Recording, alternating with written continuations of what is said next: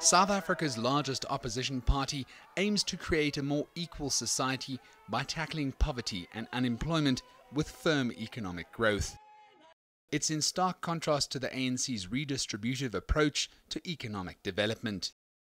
If we don't grow this economy, it doesn't matter how much you cut up the cake. The reality is many more will remain unemployed. And that's the story of the last 5 years in many ways.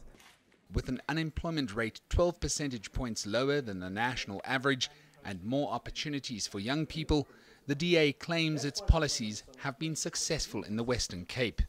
From a policy space point of view, our policies benefit the poor, and in fact we've executed those in government. For example, 70% of the spend in the Western Cape is directed towards poor communities.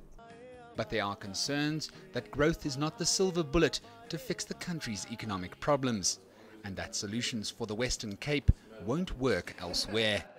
Many people are saying the problems of South Africa are deep, historical, systemic and structural. You need a review of some of the policies and systems as they stand, beyond just being efficient in terms of services.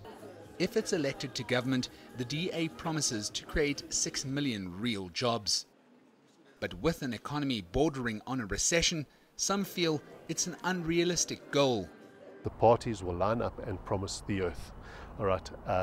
And already, when you start to layer and escalate these promises, you get to the point where Europe is, where effectively the promises have outstripped the ability of the tax base to actually deliver, and that is unsustainable.